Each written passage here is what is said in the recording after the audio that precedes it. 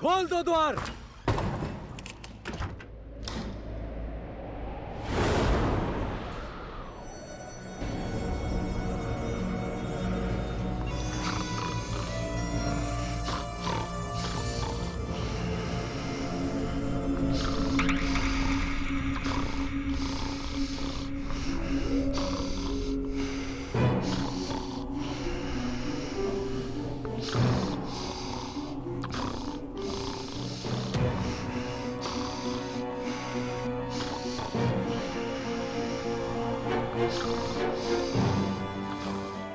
स्वरनाथ से ही टूटेगी अब इनकी गहरी निद्रा।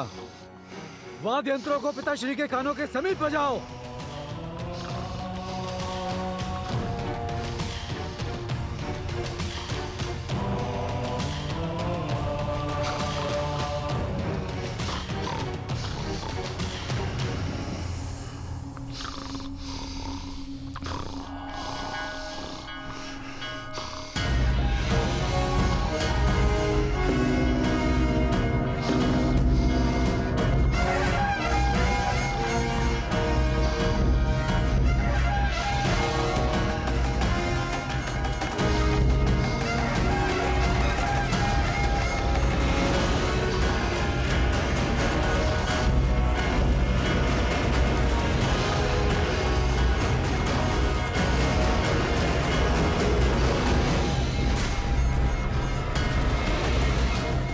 स्वर में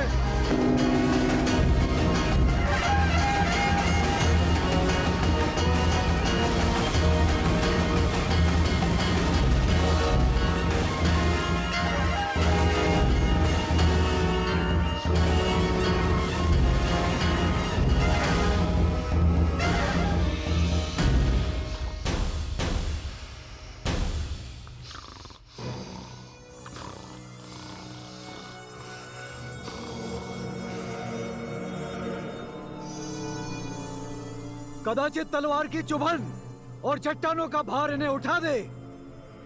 प्रारंभ करो।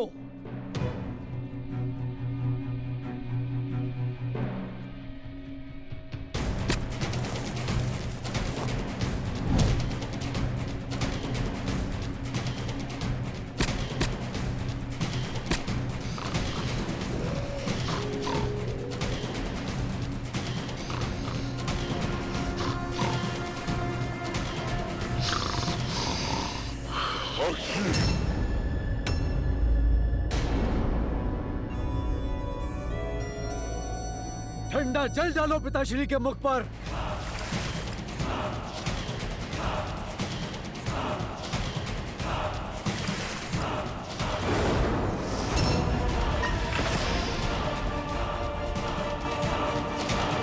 जय श्री राम, जय श्री राम।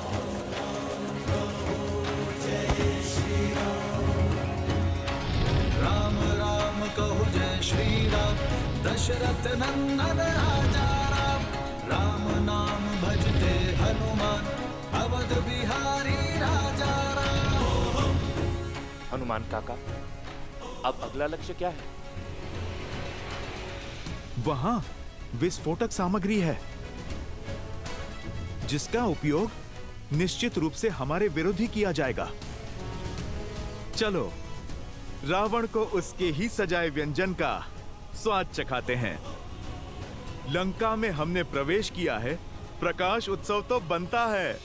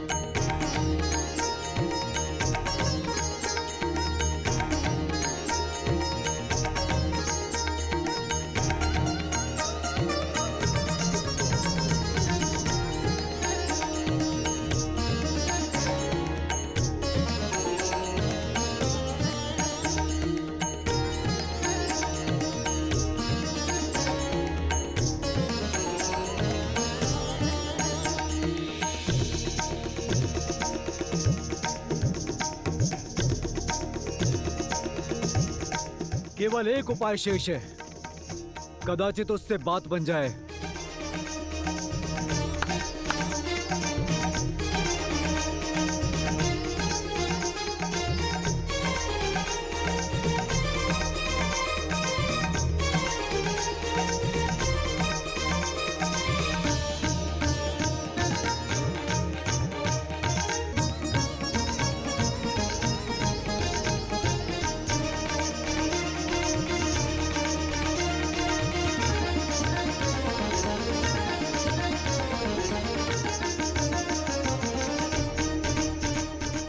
उन पर भोजन की सुगंध का प्रभाव हो रहा है।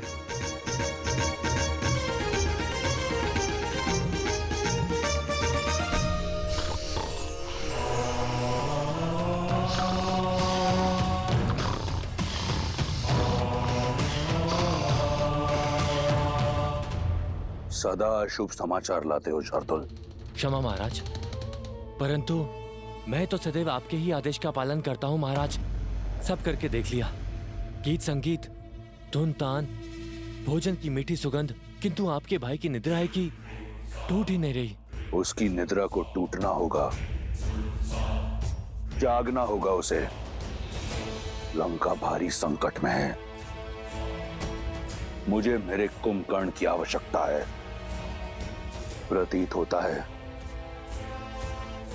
कि इसी दिन के लिए मैंने अपने महाकाय भाई को ब्रह्मा से वरदान दिलवाया था।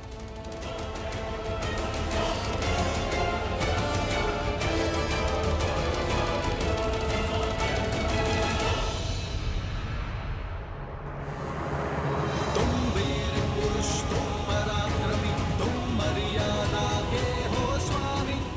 नील, संकट हर लो आगामी, मन में है विश्वास तो आकाश में परचम लहरेगा। जब होगी जीत तो हर दिशा में राम नाम गूंजेगा। होगा सीता राम का मिलन तो पर्वत पिघलेंगे। राम की सेना जीतेगी और ध्वजे हवा में लहरेंगे। जय श्री राम। जय श्री राम, जय श्री राम। राम नाम भजते हनुमान, अवध बिहारी राजा।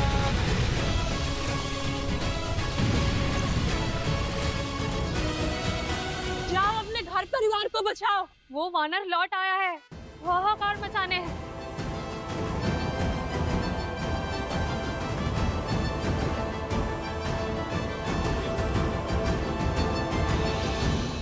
बीच युद्ध में पुनः लंका दहन, जाने क्यों?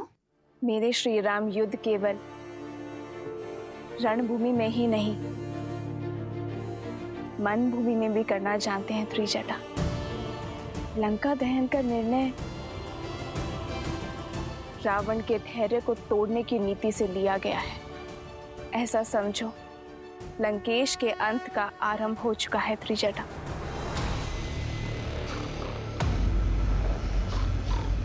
इसकी निद्रा अब तक नहीं टूटी। हर युक्ति लगाकर देख ली महाराज, परंतु पिताश्री हैं कि उठ ही नहीं रहे।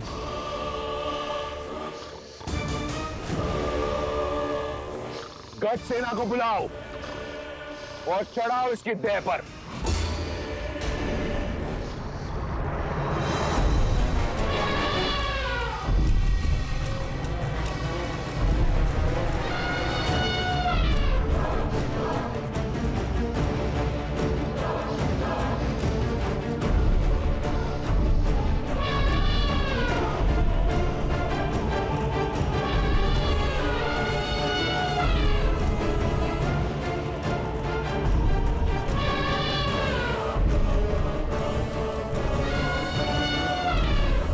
हटाओ इन्हें। उठो कुंभकर्ण, लंका को तुम्हारी आवश्यकता है। तुम्हारे भाई लंकेश को तुम्हारी आवश्यकता है। अपने भाई की पुकार सुनो। उठो, उठो, उठो। मैंने कहा, उठो, उठो, उठो।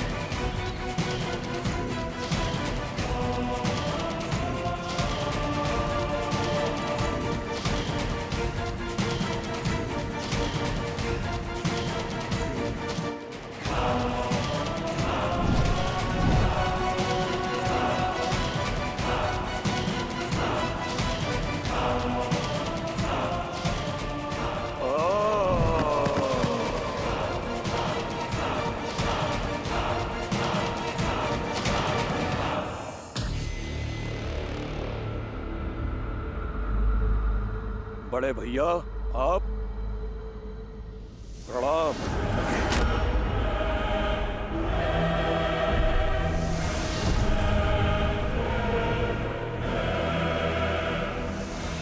मेरी निद्रा की अवधि पूर्ण होने से पहले मुझे उठाया गया है, अर्थात कारण बहुत बड़ा है। क्या लंका पर कोई भारी संकट आ पड़ा है भैया? तुम्हारा संदेह उचित है। लंका की एक ही पुकार है, त्राहिमाम। और इस पुकार का कारण बनने का दुस्साहस किसने किया?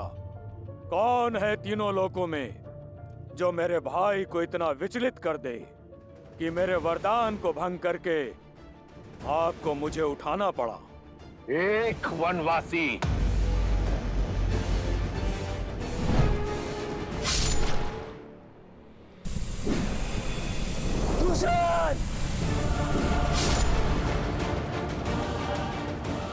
मुझे प्रतीकार उस राम का सर्वनाश चाहिए मुझे भैया।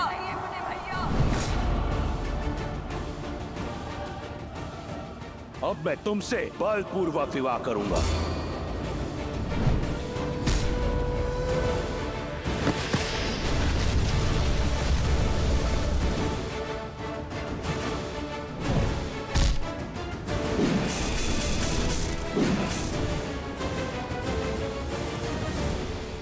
लंका एक बार फिर चल रही है।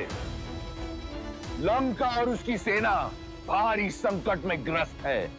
इस संकट से तुम हमें बचा सकते हो। मैं चाहता हूं कि तुम युद्ध भूमि में उस वनवासी और उसकी मरकटों की सेना पर काल बम कर बरसो।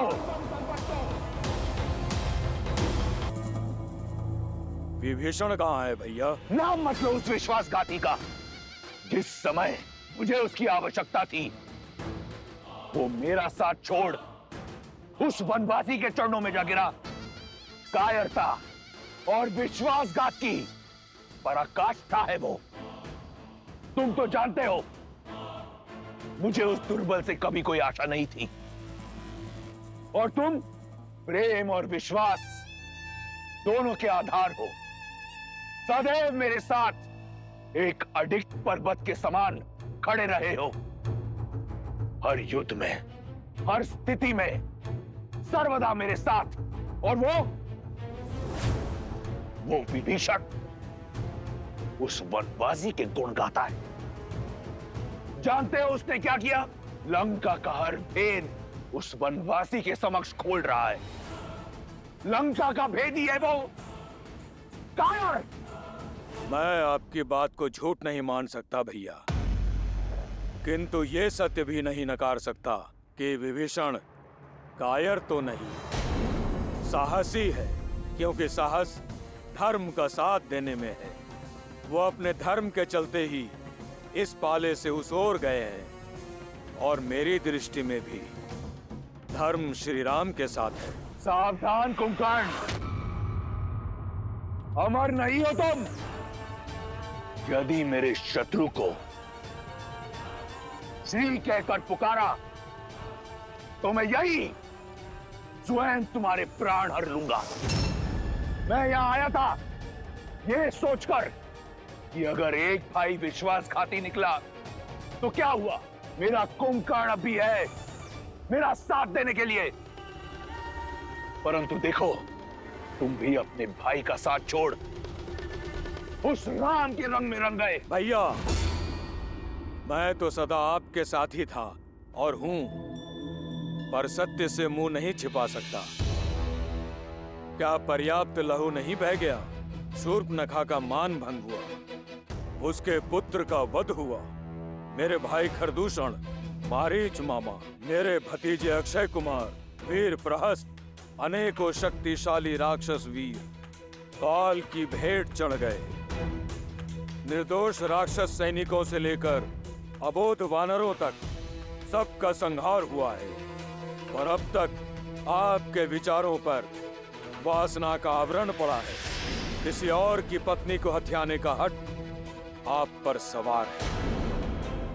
सर्वनाशे संयुक्त पन्ने अर्ध त्याजति सह पंडिता। जब सर्वनाश सर पर खड़ा होता है, आधा बचा लेने वाला भी बुद्धिमान होता है। तो आप जैसा विद्वान सत्य नहीं देख पा रहा है? क्यों राक्षस कुल के पतन का आधार रच रहे हैं आप? 10 लोकों में राक्षसों की ख्याति है, तो मेरे कारण यदि पाताल से लेकर स्वर्ग तक राक्षसों को सम्मान मिलता है, मेरे कारण क्या था मेरे पास? एक टूटी हुई कुटिया, वहां से निकलकर सोने की लंका पाई मैंने अपने प्रयास से, प्रहार से। और क्या चाहते हो तुम? सहस्त्रों वर्षों में संजोया अपना सम्मान माटी में मिला दूं? अपने आत्मविश्वास का समर्पण कर दूं? नहीं! शक्ति का मद आपके ज्ञान को लील गया है भैया। सीता के अपराधी हैं हम, और राक्षसों का हित उन्हें लौटाने में ही है। मुझे तुम्हारे उपदेश की आवश्यकता नहीं है कुंभकर्ण। कर बैठा मैं ये कांड, जिसे मैंने शौर्य समझा तुमने अपराध समझा, तो हुआ अपराध। जिसे मैंने प्रतिशोध समझा तुमने अधर्म समझा, तो हुआ अधर्म। मैंने जो किया सो किया। अब तुम ये बताओ कि तुम क्या करोगे? यहां बैठकर मुझसे वाद विवाद करोगे, या एक भाई की भांति मेरे साथ युद्ध भूमि में उतरकर उस वनवासी और उसके मरकटों की सेना को अपनी वीरता का संदेश दोगे? बोलो। जो साथ ना खड़ा हो उसे विरुद्ध माना जाता है। दुर्भाग्य है मेरा कि तुम भी विभीषण की भांति राक्षस कुल पर कलंक निकले। अपना भोजन पूर्ण करके अपनी निद्रा पूर्ण करो कायर। मुझे तुम्हारी या किसी और की कोई आवश्यकता नहीं। ये कांड मैंने किया है, तो संहार भी मैं स्वयं करूंगा। नहीं है तुम्हारी आवश्यकता। रुक जाओ भैया, मैं अपना धर्म निभाऊंगा। ना मैं नारायण को जानता हूं, ना किसी नीति को समझता हूं। आप ही मेरे ईश्वर हैं और आप ही धर्म। आपके लिए जिया हूं और आपके लिए ही मरूंगा।